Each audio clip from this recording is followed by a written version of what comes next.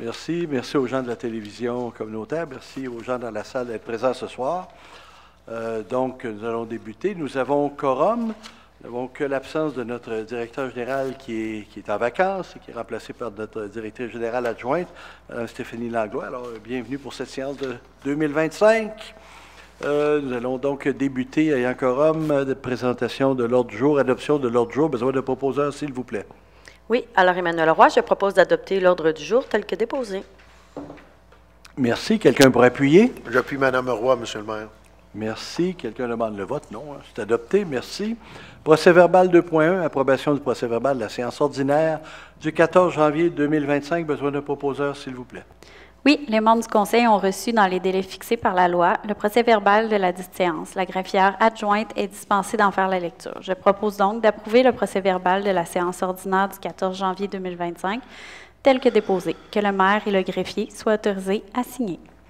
Merci. Quelqu'un pour appuyer? Manon Huard, j'appuie cette proposition. Merci. Quelqu'un demande le vote. C'est adopté. Merci. Correspondance, liste de la correspondance du mois de janvier 2025. Madame la directrice générale adjointe, s'il vous plaît. Je dépose la liste de la correspondance du mois de janvier 2025 et invite les membres du Conseil à la consulter. Merci. Alors, bienvenue aux gens à la maison qui viennent de nous voir, c'est ça? Merci. Gestion des finances, donc dépôt du rapport budgétaire au 31 janvier 2025. Madame la directrice générale adjointe. Je dépose aux membres du Conseil municipal le rapport budgétaire au 31 janvier 2025 et les invite à le consulter. Merci. Alors, ça va relativement bien avec 9 de l'année à passer. On est en bas de 9 de dépenses, ça va bien. Mais on a hâte aux revenus, donc au 1er mars. Merci. 4.2, adoption des comptes à payer au 31 janvier 2025. Madame la directrice générale adjointe, s'il vous plaît. Je dépose pour approbation par les membres du Conseil la liste des comptes à payer au 31 janvier 2025, totalisant 696 180,20 $. Merci. Besoin d'un proposeur, s'il vous plaît. Oui, Emmanuel Roy, je propose d'adopter la liste des comptes à payer au 31 janvier 2025, totalisant une somme de 696 180,20 $, laquelle est annexée à la présente résolution pour en faire partie intégrante et valoir comme si elle était ici tout au long reproduite. Merci. Quelqu'un pour appuyer? J'appuie Mme Roy, Monsieur le maire. Merci. Quelqu'un demande le vote. C'est adopté à l'unanimité. Merci. 4.3, affectation d'une somme provenant du surplus affecté au paiement de certaines dépenses. Besoin d'un proposeur, s'il vous plaît. Oui, attendu que certaines dépenses prévues au surplus affecté ont été réalisées au cours de l'année 2024, mais n'ont pas fait l'objet d'une résolution en ce sens. Attendu les recommandations du directeur général à l'effet d'affecter certaines dépenses au surplus affecté, je propose donc d'autoriser le trésorier à affecter au surplus affecté des dépenses effectuées au cours de l'année 2024, et ce pour un montant total de 88 873,55 $, plus les taxes applicables, et que toute dépense excédant le surplus affecté soit prise dans le surplus non affecté. Merci. Quelqu'un pour appuyer? J'appuie la proposition, Monsieur le maire. Merci. Quelqu'un demande le vote. C'est adopté à l'unanimité. Donc, c'est des dépenses qu'on savait, pour lesquelles il y a des fonds réservés, que ce soit au niveau informatique, aqueduc, égout. Et quand on a une dépense qui va dans ce fonds-là, bien, on vient piger à l'intérieur et ça empêche de surtaxer. C'est prévu dans nos mécanismes et nos réserves. Affectation de sommes provenant des surplus non affectés au paiement de certaines dépenses. Besoin d'un proposeur, s'il vous plaît. Oui, attendu que certaines dépenses prévues au surplus non affecté ont été réalisées au cours de l'année 2024, mais n'ont pas fait l'objet d'une résolution en ce sens.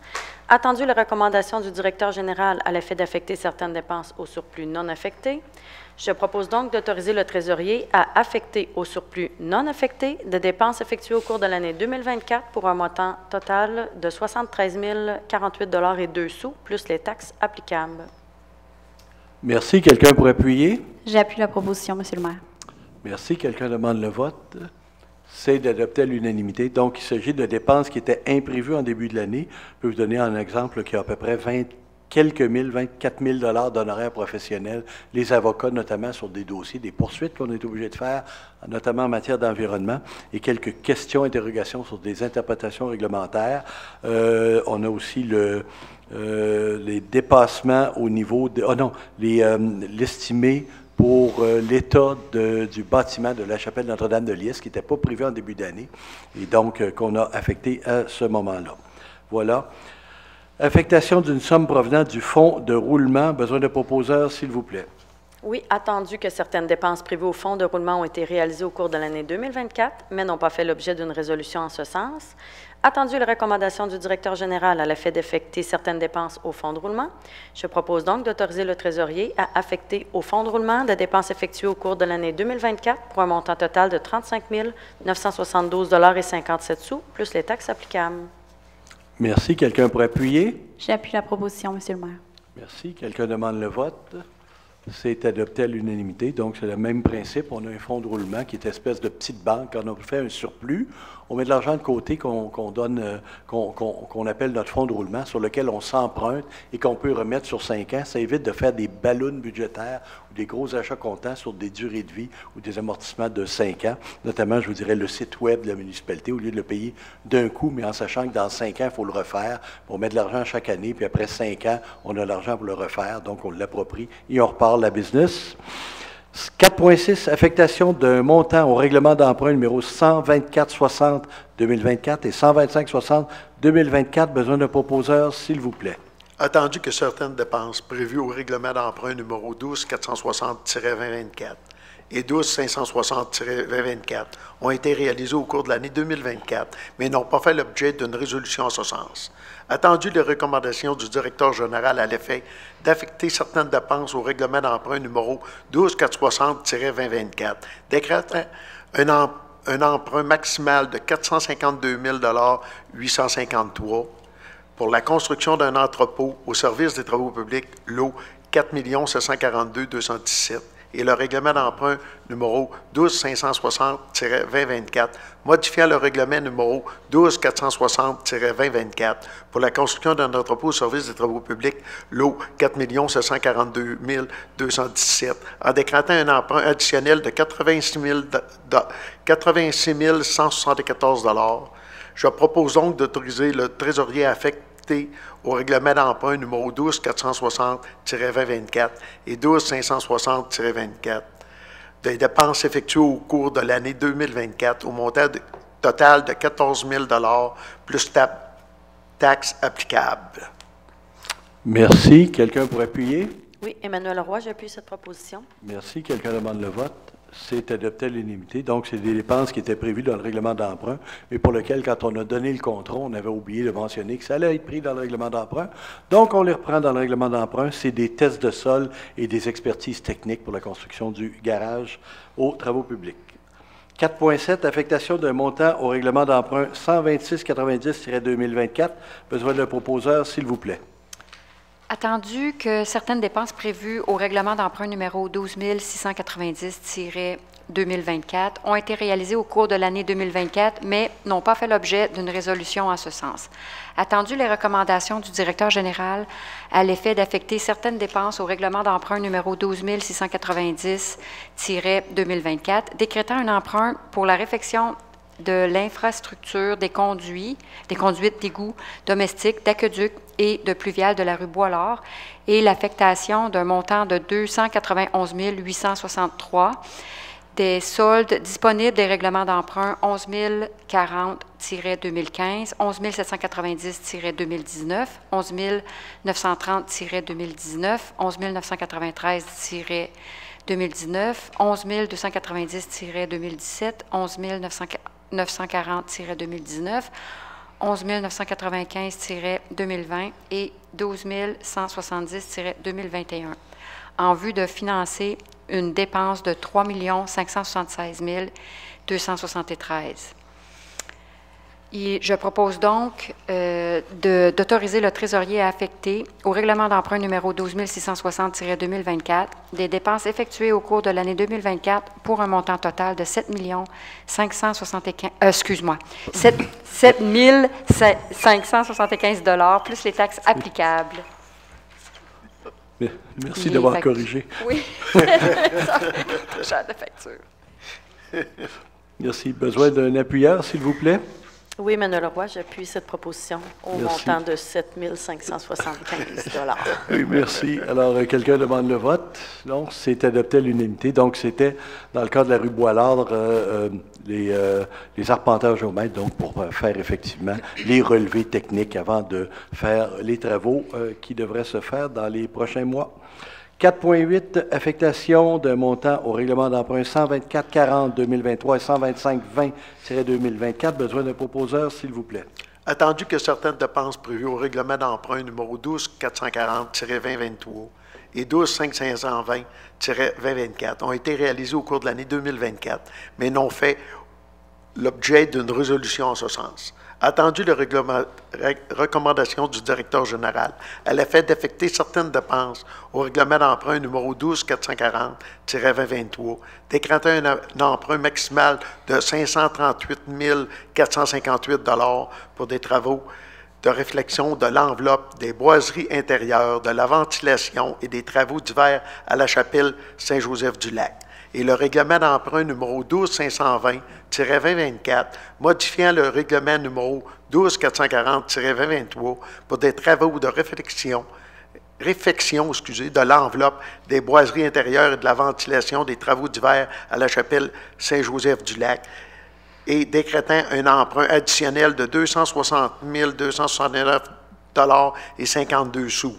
Je propose donc d'autoriser le trésorier affecté au règlement d'emprunt numéro 12-440-2023 et 12-520-2024 des dépenses effectuées au cours de l'année 2024 pour un montant total de 21 284,37 $ plus les taxes applicables.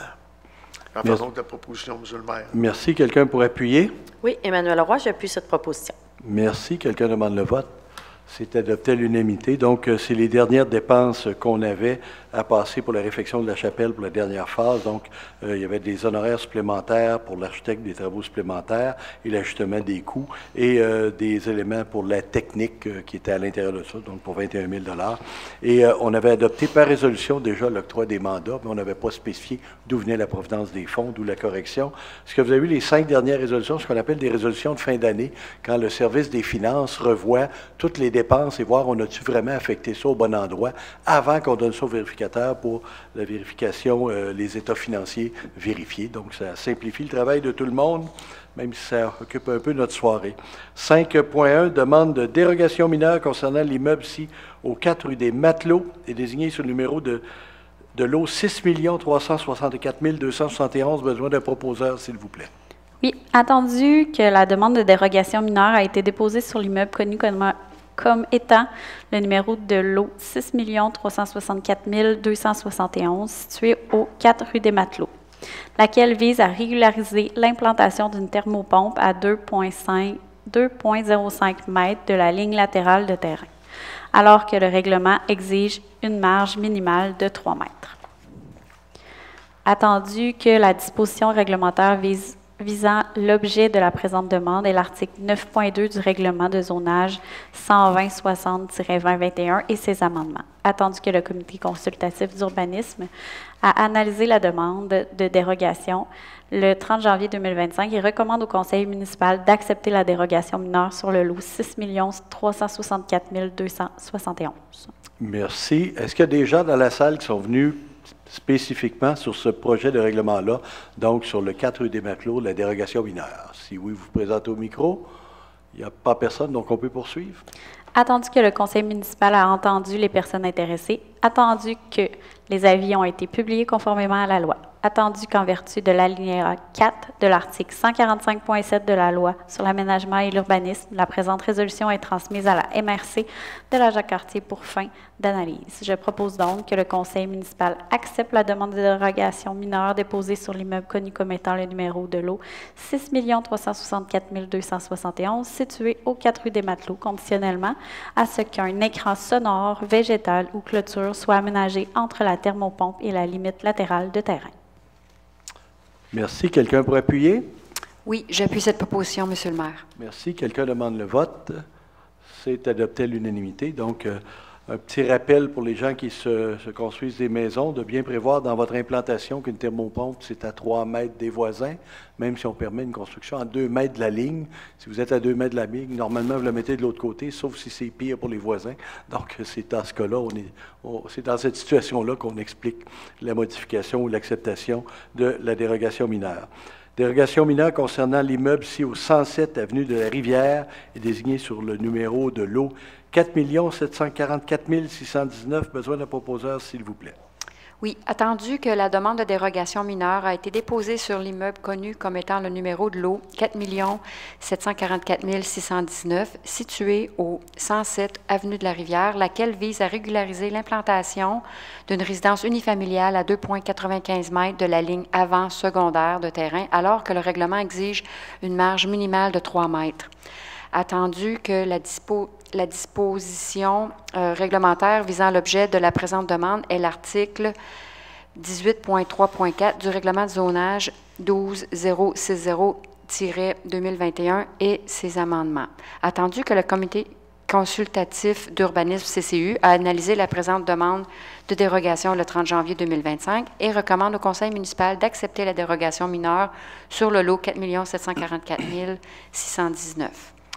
Merci. Est-ce qu'il y a des gens dans la salle qui sont venus expressément pour le 107 rue de la Rivière concernant cette dérogation mineure? Il n'y en a pas, c'est bon, on peut procéder. Attendu que les avis ont été publiés conformément à la loi.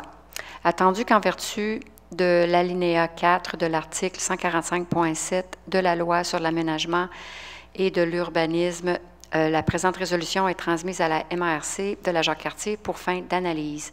Je propose que le conseil municipal accepte la demande de dérogation mineure déposée sur l'immeuble connu comme étant le numéro de lot 4 744 619 situé au 107 avenue de la Rivière. Merci. Quelqu'un pour appuyer? J'appuie la proposition, Monsieur le maire. Merci. Quelqu'un demande le vote? C'est adopté à l'unanimité. Donc, et ça, je peux vous dire, je suis assez content. C'est une dérogation vraiment mineure. Quand on parle de 5 cm sur 3 mètres, c'est ce qu'on peut considérer habituellement un accessoire ou une erreur de piquetage ou quelque chose dans le temps qui a malheureusement pas été bien fait, mais c'est bien accessoire. 5.3, autorisation de signature, transaction entre la Ville de Fossambeau-sur-le-Lac et la compagnie 9107-8998 Québec Inc., concernant l'acquisition et le paiement du lot 5 754 600. Besoin de proposeur, s'il vous plaît. Attendu qu'un avis d'expropriation en vue de l'acquisition du lot 5 754 600 du cadastre de Québec dans la circonscription frontière de Port-Neuf a été signifié à l'exproprié le 18 octobre 2021 et a été inscrit au Bureau de la publicité foncière le 26 octobre 2021 sous le numéro 26-766-281. Attendu que l'expropriante a offert à l'exproprié la somme de 33 100 $ à titre d'indemnité d'expropriation et qu'elle a déposé pour le compte de l'expropriété la somme de 23 170 $ à titre d'indemnité provisionnelle au greffe de la Cour supérieure du Palais de justice de Québec. Cette somme représentait 70 % de l'offre détaillée d'indemnité. Attendu que l'expropriante a fait signifier à l'exproprié un avis de transfert de propriété le 11 février 2022 et que cet avis a été publié au registre foncier le 3 mars 2022 sous le numéro d'inscription 27 062 309. Attendu que suite à des discussions intervenues entre les parties, celles-ci sont entendues sur les modalités d'un règlement à l'amiable du présent dossier d'expropriation, modalité que les parties souhaitent préciser par la présente transaction, laquelle est faite sans préjudice ou admission. Je propose donc d'autoriser le maire et le directeur général à signer la transaction entre la Ville de Fossambeau-sur-le-Lac et la compagnie 9107-8998 Québec Inn concernant l'acquisition et le paiement du lot 5 754 600. Que cette résolution abroge la résolution 158-09-2024 adoptée le 10 septembre 2024. Faire donc la proposition, M. le maire. Merci. Quelqu'un pour appuyer? Oui, Roxane Boutet, j'appuie cette proposition. Merci. Quelqu'un demande le vote? C'est adopté à l'unanimité. Donc, c'est une résolution, c'est concernant le lot qu'on a acquis au lac par expropriation, au lac du Grand-Héron. C'est juste une correction de la résolution 10 septembre parce qu'il y avait une erreur dans le libellé de la résolution sur le numéro de lot. Alors, on laisse bien sûr qu'on signe naturellement pour le bon lot en question. 5.4, remplacement des équipements de la Marina à Tangon, secteur du quai et des dériveurs, soluquet et béton sur mesure. Besoin d'un proposeur, s'il vous plaît. Oui, attendu que la Ville de Fossambeau sur le lac possède à titre de locataire et en vertu d'un bail numéro 95-96-20 intervenu avec le ministère de l'Environnement du Québec, une plage submergée au lac Saint-Joseph. Attendu qu'il y a lieu de remplacer les équipements de la Marina à Tangon qui ont atteint leur durée de fin utile. Attendu la soumission reçue en date du 4 février 2025 de l'entreprise Soluquet pour la chaîne, les pièces et les accessoires au montant de 16 184,50 plus les taxes applicables. Attendu la soumission reçue en date du 18 novembre 2024 de l'entreprise Béton sur mesure pour les blocs de béton incluant les crochets et les frais de transport au montant de 7 422 plus les taxes applicables. Attendu qu'il est possible pour la Ville d'effectuer la majeure partie des travaux en régie interne à moindre coût. Attendu les recommandations de M. Patrick Langevin, directeur du service des travaux publics. Je propose d'autoriser M. Patrick Langevin à signer tout document à cet effet, de procéder à l'achat de la chaîne des pièces et des accessoires nécessaires au remplacement des tangons chez Soluquet au montant de 16 184,50 plus les taxes applicables. De procéder à l'achat de blocs de béton incluant les crochets et les frais de transport nécessaires au remplacement des tangons chez Béton sur mesure au montant de 7 422 plus les taxes applicables. D'autoriser le directeur du service des travaux publics, M. Patrick Langevin, à effectuer la majeure partie des travaux en régie interne. D'autoriser le directeur du service des travaux publics, M. Patrick Langevin, à mandater la firme Soluquet pour compléter l'installation des tangons sur l'eau, et ce pour un montant approximatif de 20 000 109. Que ces dépenses soient défrayées à même le fonds de roulement. J'en fais la proposition. Merci. Quelqu'un pour appuyer? Manon Huard, j'appuie cette proposition, M. le maire. Merci. Quelqu'un demande le vote? C'est adopté à l'unanimité. Donc, il s'agit du remplacement des tangons qu'on avait annoncé l'an passé. Il était en fin de vie. D'ailleurs, on a eu pas mal de misère à sortir ce qui était là parce que c'était pas très bon état. Et même si on avait annoncé que, suite à des discussions au Conseil, il y avait de l'intérêt pour étudier la possibilité de remplacer les tangons par des quais, on ne peut pas rapidement, à court terme, compte tenu que ça demande un CA de l'environnement et qu'il y a encore du débat à avoir entre nous pour savoir si, quand je dis entre nous, pas nécessairement entre nous conseils, mais avec les citoyens, pour savoir si c'est préférable d'avoir un quai que des tangons et compte tenu de l'implication que ça peut avoir. Donc, et tout ça, quand on le met aussi dans la perspective de notre plan, notre plan stratégique qui dit on veut minimiser la présence de bateaux. Donc, on a une bonne discussion à avoir là-dessus ensemble. 5.5, mandat d'honoraire professionnel, caractérisation en passant. Si jamais on décidait d'aller dans un quai ou si les gens décidaient d'aller dans un quai d'ici 3, 4 ou 5 ans, les chaînes et les blocs de béton seraient réintégrés dans le projet de quai. Donc, il n'y aurait pas nécessairement de perte. On l'a déjà conçu en fonction que ça pourrait être ça. Mandat d'honoraire professionnel, donc le point 5.5, caractérisation environnementale du site de phase 2, lot 4 743 584, épicerie du lac Saint-Joseph. Besoin d'un proposeur, s'il vous plaît. Oui, Monsieur le maire. Attendu l'offre d'achat signée le 3 octobre 2024 pour procéder à l'acquisition du lot 4 743 584. Attendu que, selon cette même offre, le vendeur s'était engagé à défrayer les coûts afin de fournir à la Ville un rapport environnemental conforme phase 1. Attendu l'évaluation environnementale du site phase 1 effectuée par la firme Envira et déposée le 24 janvier 2025. Attendu qu'il y a eu lieu de procéder à la caractérisation environnementale de site phase 2. Attendu l'offre de services reçue de la firme Envira en date du 24 janvier 2025 pour procéder à la caractérisation environnementale phase 2 sur le lot 4 743 584 au montant de 6 230 $ plus les taxes applicables.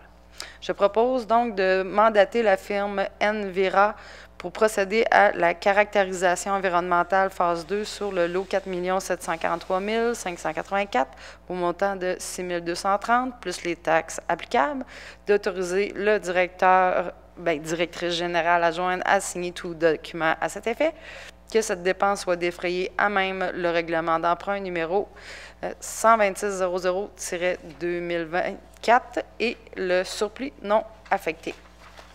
Merci. Quelqu'un pour appuyer? J'appuie cette proposition, Monsieur le maire. Merci. Quelqu'un demande le vote?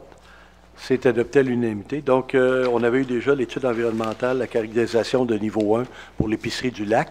On est rendu à la phase, le niveau 2, c'est qu'ils vont faire une carotte où était le système de chauffage dans le bâtiment pour aller voir s'il y a des résidus et d'autres, de façon à ce qu'on soit au courant, que ce soit transparent quand on va aller dans un appel de proposition pour un projet quelconque pour remplacer l'épicerie. Il n'y aura pas de surprise, on ne se ramassera pas dans un conflit ou une situation inconnue avec un entrepreneur à ce moment-là. On saura s'il y a de la décontamination à faire, ce qui semblerait toujours possible, mais pas de grande échelle. Voilà. Partie informative. On vous rappelle qu'on a eu l'entre-guillemets, le prochain paraîtra le 1er mars. Vous avez tous reçu la version papier qu'on donne à tout le monde, qui est la version du 1er février qui concerne le budget. On vous invite à le consulter. Les comptes de taxes municipales ont été postés le 29 janvier. La date du premier versement est le 3 mars. Il est aussi possible de le consulter en ligne par l'entremise du site Internet de la Ville, www.infosambo sur le lac avec les petits tirets.com et cliquez sur la pastille compte de taxes en ligne. Puis il est possible de le recevoir par courrier électronique. On vous invite à le faire. On sauve des thèmes, on sauve les crèves de Poste Canada, on sauve un paquet de problèmes et surtout, ça vous permet aussi de faire les paiements en ligne directement.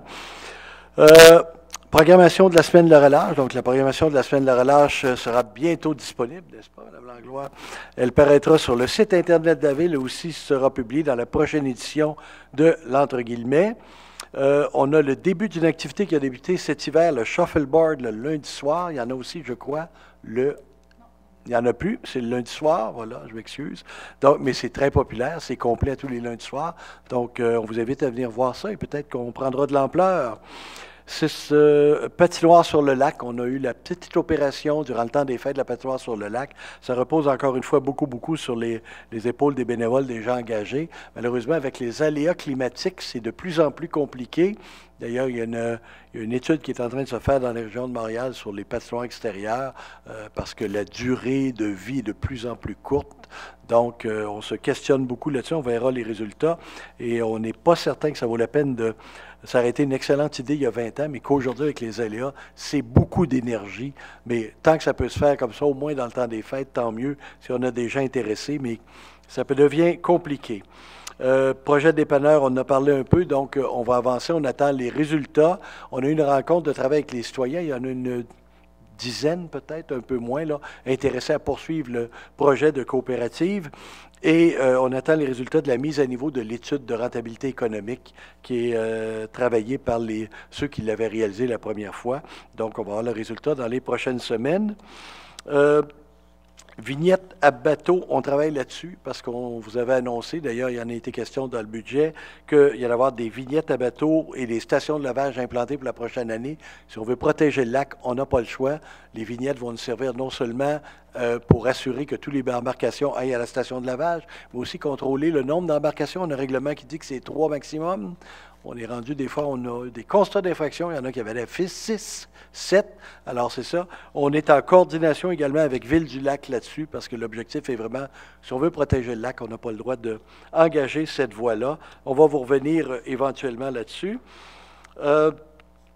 On vous rappelle que la chapelle du lac a commencé sa programmation, les ventes de billets de spectacle. La prévente pour les membres, c'est déjà fait, mais il reste encore d'excellents billets pour une autre excellente programmation qui va nous donner du Paul Piché et plusieurs autres vedettes, M. Flynn et compagnie. Donc, on a vraiment une programmation très, très forte pour une petite salle de spectacle intimiste qui a de plus en plus son nom gravé au niveau des artistes qui veulent venir, même s'ils savent que c'est petit, qui nous font des prix vraiment particulier, là, bien en bas du marché, pour un spectacle intimiste. Voilà.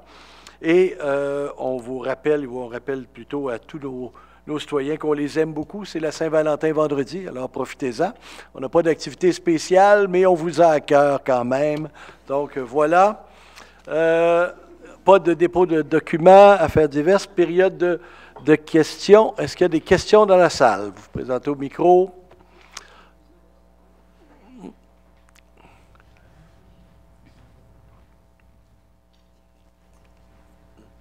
Alors, Marc Côté, Lance-Bellevue. Ma Oui. question, c'est pour la marina à Tangon. Oui. Est-ce que c'est le même nombre là, de bouées qu'il va y avoir? Oui, tout à fait. On n'a pas profité de diminuer, mais on n'a surtout pas augmenté. Deuxièmement, les dépenses encourues pour le remplacement. Oui. Comment ça va être distribué aux utilisateurs? Oui, on a une réserve pour ça et c'est à même le tarif pour les tangons que c'est remboursé. Donc, c'est amorti vraiment sur les utilisateurs. Parce que là, actuellement, on a à peu près 40 000 d'engagés, là, j'ai bien compris. Oui, c'est ça. Plus... Pas 40, 28 000. 28 000? Oui. Plus le temps des employés municipaux. Oui. Bon. Mais pour juste me donner une idée, comment c'est distribué, là, les gens, ils paient combien par année pour... Stéphanie, prends ton micro, je vais te laisser y aller. Bien, actuellement, là, au niveau du règlement de taxation, c'est 260 plus taxes. Donc, ça a augmenté cette année, mais c'est vraiment utilisateur-payeur. Donc, c'est pas réparti sur le compte de taxes des citoyens, c'est vraiment les usagers comme tels, là. Puis juste par curiosité, la durée de vie de l'ancienne installation, ça a été quoi? Ça a été de 8 ans. 8 ans. Ça devait durer 11 ans. Alors, effectivement, heureusement qu'il y a eu un petit peu d'ajustement et de rattrapage de coûts dans les dernières années. Là, présentement, sur la base de 81 tangons loués, ça va rapporter 21 000 par année. Moi, naturellement, il y a les frais d'installation et de désinstallation chaque année, là. Donc, on couvre nos frais et on va être capable également de rembourser le résiduel qui restait sur les tangons antérieurs. C'est tout ce que j'avais à demander. Merci. Merci.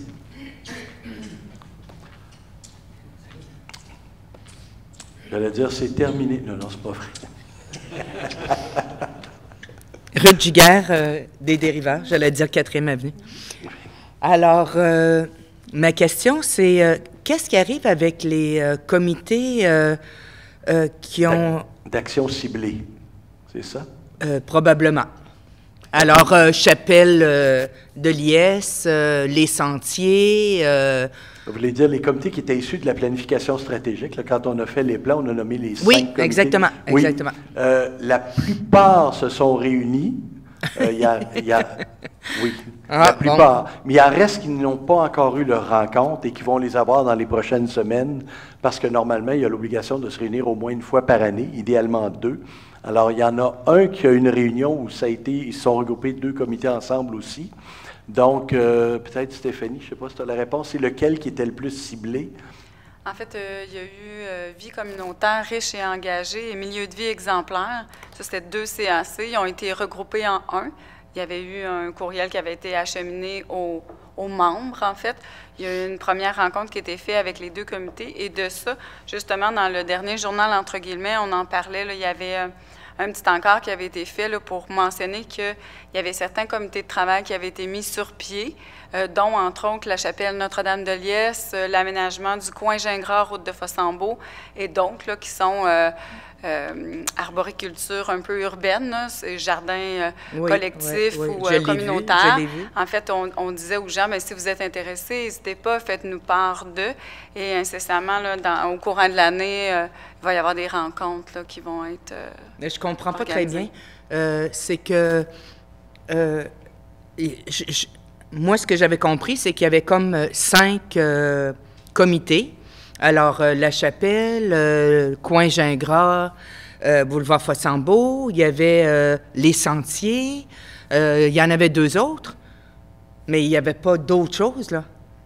Non, en fait, c'est ça, c'est que là, moi, je vous parlais de 2 CAC, deux comités d'action ciblée qui ont été regroupés. Par contre, ce que M. Poulin mentionnait, c'est qu'il y a d'autres CAC, dont Ce qui était plus au niveau de l'environnement, il y avait 2 comités. Il y avait un comité, je crois que M. Tupper vous a... Alors, c'est 2 choses. Là. Il y a je pense qu'il y a 2 choses distinctes. Les comités d'action ciblée... C'est tellement mêlant, là. Les comités d'action ciblée, c'est issu du plan stratégique. Et eux, ce qu'ils ont, c'est qu'ils, normalement, s'assurent du suivi du plan d'action qui découle de la planification stratégique. Dans les actions, dans les plans d'action, il y a des sous-actions à réaliser. On dit, ces comités-là ne vont pas tout faire. Eux autres sont responsables du plan d'action. Maintenant, l'action, ils vont former des sous-comités pour les travailler, et c'est de ça que Mme Langlois parle. Donc, il y a un sous-comité pour les gens qui sont intéressés à s'impliquer au niveau de la chapelle de Liesse, un sous-comité pour les gens qui seraient impliqués sur l'aménagement du parc. C'est des sous-comités, des comités d'action ciblés. OK. Bien, moi, ce que je trouverais intéressant pour tout le monde, là, pas juste moi, parce que je pense que je ne suis pas toute seule à être mêlée là-dedans, là, c'est qu'on fasse un tableau. On fasse un tableau, c'est-à-dire l'étude a donné ça, ensuite de ça est sorti ça, puis après, tous les sous-comités, tout ça, parce que, non, vraiment, là... OK, je vais juste vous interpeller. C'est vraiment, là, pas facile à comprendre. Le plan d'action, les plans d'action, le plan stratégique, il est sur le site web de la municipalité. Puis il y a même, je pense, on avait quelques copies papier à l'Hôtel de Ville, là, si ma mémoire est bonne. Maintenant, les sous-comités, on n'a pas le contrôle. C'est les gens des comités d'action ciblée qui décident de se doter de sous-comités. Ils peuvent en avoir un qui va faire 2 mois, 3 mois, un petit bout de travail, puis ça va être terminé. Puis il y en a qui vont travailler sur d'autres dossiers, mais c'est à la merci de ces comités-là. Ce que j'en comprends comme message, c'est qu'on doit peut-être mieux communiquer cette information-là à l'ensemble des citoyens, qu'il existe ces comités-là. Alors, on va travailler un petit peu plus peut-être sur le site Internet en plus de l'entre guillemets. Mais pas juste... c'est pas juste c'est vraiment de comprendre l'ensemble de l'étude qui a été fait. C'est parce qu'il n'y en a pas eu d'études. Ces sous-comités-là sont là pour étudier. Il y en a eu une étude. Vous avez consulté toute la population, vous avez sorti des grandes stratégies, les valeurs, la mission, etc. Il y en a eu une étude. Oui, c'est le plan stratégique. Il y a eu 2. Le PIDC, qu'on appelle le plan intégré de durabilité de la communauté. Il y a une version papier disponible, puis il y a une version web disponible. Puis ça, on a parlé, je vous dirais, sortez les 5 dernières éditions de l'entre guillemets, on en parle tout le temps. Le plan stratégique, c'est la même chose. Il est disponible sur le site web. Toutes les actions sont disponibles, les objectifs, les orientations, et il est disponible en format papier à l'Hôtel de Ville également. Enfin, je vais aller consulter, mais puis je vais en discuter avec des concitoyens, puis je vais voir là, c'est quoi la compréhension que les gens ont de ça. Qu'est-ce qu'ils en retiennent? Parce que vous avez quand même fait beaucoup d'efforts, puis beaucoup de travail dans ce sens-là.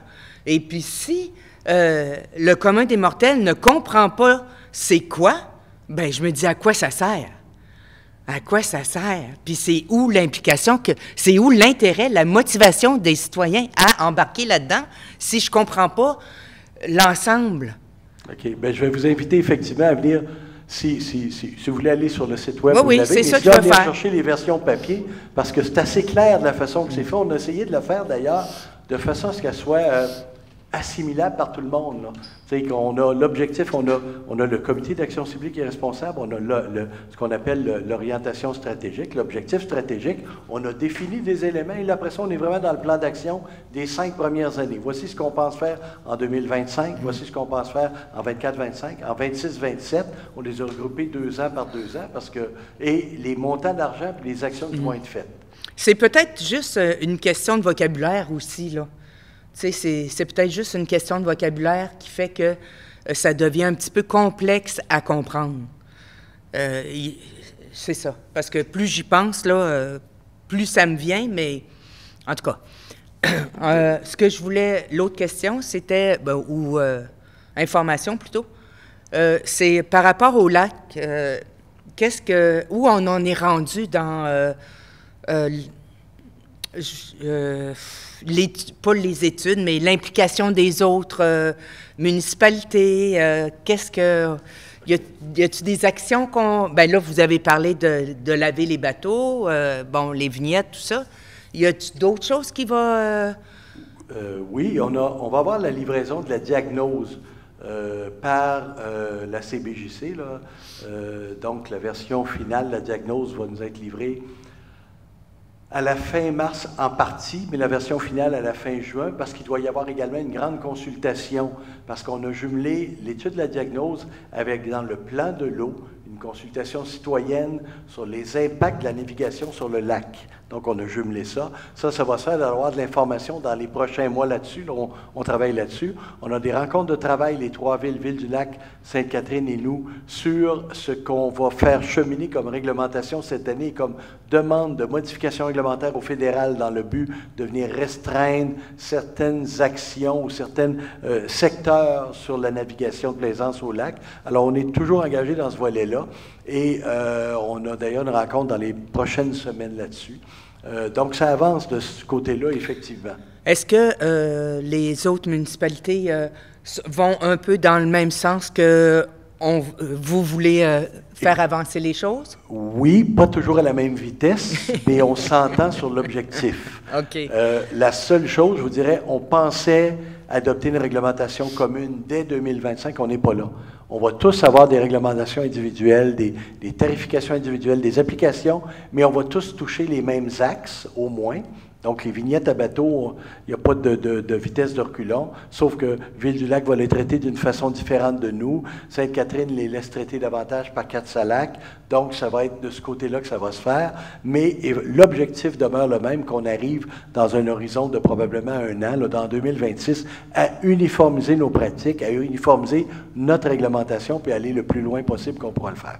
OK. Parce que, bien, sûrement que vous êtes au courant qu'au lac Sept-Îles, il y a quand même beaucoup de mouvements, de restrictions, justement, sur les emplacements où les bateaux doivent circuler, tout ça. Vous êtes sûrement au courant? Oui. Maintenant, oui. Mais il y a juste une municipalité.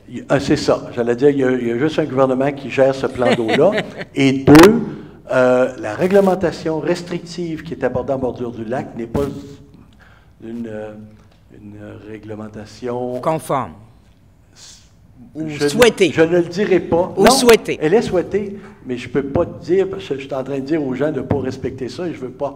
Mais ce n'est pas fait selon les règles de l'art. Oui, c'est ça. Alors que nous, on veut s'enligner vraiment dans le sens où il y aura un règlement fédéral qui va faire que le lac Saint-Joseph va être intégré à certaines clauses et certains articles, va être retiré de d'autres articles qui vont être adoptés par les gouvernements locaux et vont être intégrés dans la loi fédérale sur la marine marchande. Alors, c'est à peu près le chemin qu'on va faire. OK. Merci beaucoup. De rien. D'autres questions? C'est bon? Oh, j'allais dire c'est terminé. Monsieur Couture. Monsieur le maire, il est en Couture, rue Gingras. Question, le terrain qui est à côté de l'épicerie, c'est quoi son avenir? Avez-vous quelque chose là-dessus? Lequel? Celui le terrain où on voit une roulotte une fois de temps en temps, puis il n'y a rien. Oui. Puis... Oui, dans le projet, ce qui avait été travaillé, c'est d'avoir un concept épicerie et restaurant, d'avoir quelque chose, un bâtiment uniforme mais fixe, avec un premier niveau commercial pour usage alimentaire. Alors, c'est là qu'on est. C'est là qu'on attend l'étude de marché, voir est-ce qu'on intègre les tout comme 2 fonctions différentes, comme une fonction et une fonction accessoire, là, mais on est là-dessus. Moi, monsieur le maire, ça fait quand même un petit peu moins longtemps que vous qu'on est au lac. Là. Ça fait quand même 67 ans, puis j'ai... À Fossambeau, il y a des choses qui pourraient être faites, comme sur ce terrain-là. Là. Moi, j'étais abonné à une infolette qui font juste du timber frame. Puis quand j'ai eu, au mois de juin l'année passée, un gazebo, puis quand je l'ai vu, je le voyais à des volets. Bien, moi, comme entreprise, là, je serais prêt, on pourra se rencontrer, là, vous et même des conseillers, il n'y a pas de trouble, pour... moi, avec mon entreprise, là, je suis prêt à vous prêter tous mes équipements quand je fais des maisons en bois rond au complet, mon expertise en bénévolat pour faire quelque chose qui serait intéressant dans ce coin-là, mais avec un coût absolument minime. Là. Mais de votre côté, ça prend aussi des bénévoles qui viendraient à ma shop pour la travailler. Fait qu'il y aurait moyen de faire quelque chose.